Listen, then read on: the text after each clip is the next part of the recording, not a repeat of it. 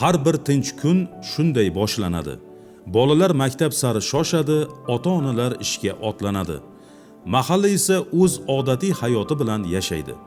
Ushbu osoyishtalik ortida esa hudud profilaktika inspektori va mahalla faollarining samarali mehnati yotibdi.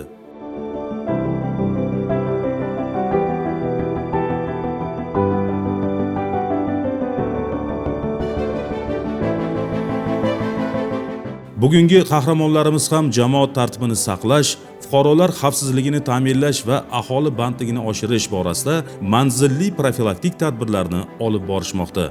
O'zlariga yuklatilgan xizmat vazifalarini sidqi dildan bajarishga odatlangan ushbu jamoa Menbuloq tumani Paxtakor mahalla fuqarolar yig'ini hududida xizmat olib boradilar.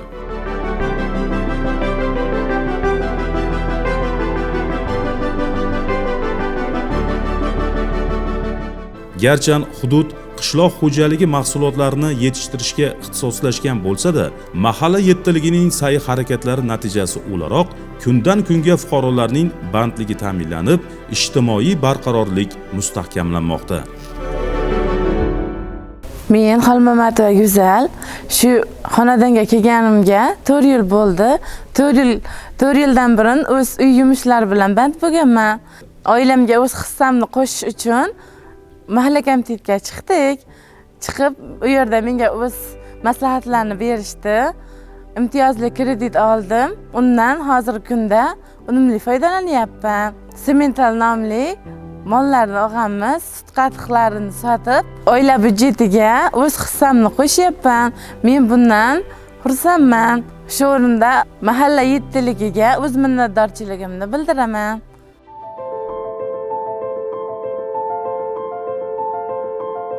Paxtakor mahalla fuqarolar yig'inida bugungi kunda 1932 ta oilada 6,5 mingga yaqin aholi istiqomat qiladi. Mahalla faollari yelkama-yelka turib, aholi tinchligi uchun xizmat qilish barobarida yoshlarni ta'lim tarbiyasiga ham alohida e'tibor qaratadilar. Shu bois ham mahallada faoliyat yuritayotgan maktabda o'quvchilarni davomati va maktabda tashkil etilgan turli yo'nalishdagi to'garaklarga o'quvchilarni jalb etishga ham mahalla yettiligi e'tibordan chetda qolmagan.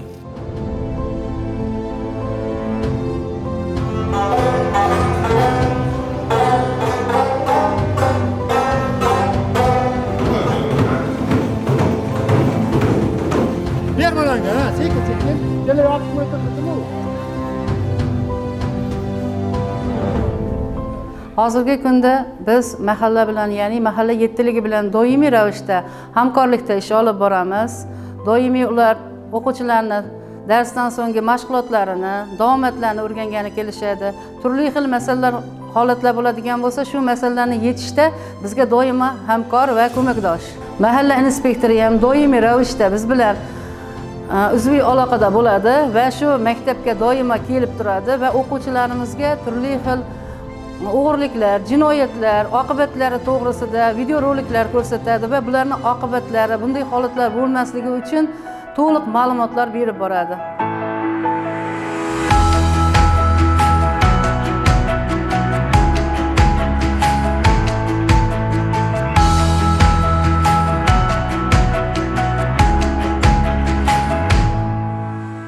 Bu oddiy aylanish emas. Bu ishonchni mustahkamlash, muammoni barvaqt ko'rish, jinoyatga yo'l qo'ymaslik yo'lidagi muhim qadam. Har bir xonadon, har bir oila e'tibor markazida.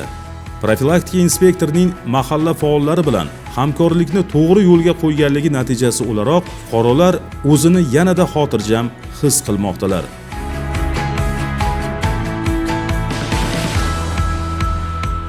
Mahalla nuroniysi Sherali Umurzoqov ham garchan uzoq yillar davomida o'qituvchilik kasbida mehnat qilib, hozirda nafaqali gashtini surayotgan bo'lsa-da, aholiga berilayotgan imkoniyatlardan to'g'ri foydalanib, sog'lig'i va oilaviy byudjetni mustahkamlashda o'z hissasini qo'shmoqda.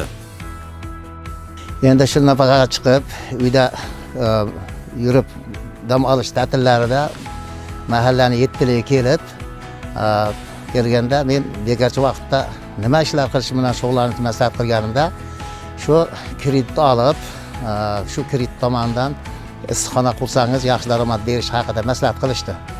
Mana shu orqali kreditni oldim. Limonariyani mana ag'ida 2,5 sotik, bunisi 1,5 sotik, 4 sotik atrofida limonariyani tashkil qildik.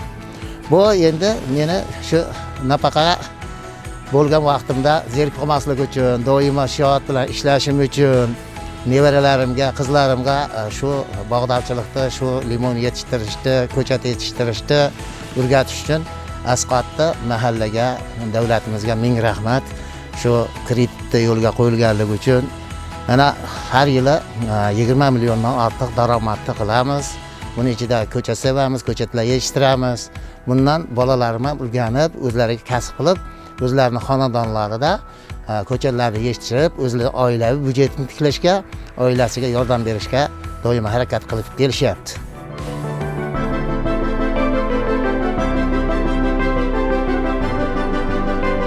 10-fevralda tug'ilgan bo'lsa, demak 94-yil. Bizning mahallamizda jinoyatchilik va huquqbuzarlikning oldini olish maqsadida hozir mahalliy til bilan birgalikda xonadonlarni aylanib, birgalikda fuqarolarning muammo va takliflarini o'rganib, shu borada ish tashkil qilganmiz. Va 2025-yilda hududimizda birorta ham jinoyat sodir bo'lishiga yo'l qo'ymaganmiz. 2026-yilda ham mahalliy til bilan birgalikda jinoyat sodir etilishiga yo'l qo'ymaslik maqsadida ish tashkil qilganmiz. Bu borada ko'chalarimizda har bitta ko'chamizga kameralar o'rnatish, undan so'ng o'sha alohida toifadagi shaxslar, fuqarolar bilan ichkilik, spirtli ichimlikka ruju qo'ygan fuqarolar bilan, ruhiy kasallar bilan, nizoli oilalar bilan manzilli ish tashkil qilganmiz. 2026-yilda ham olib borayotgan ishlarimizni yanada kuchaytirib, yashil toifada yakunlashni oldimizga maqsad qilib olganmiz.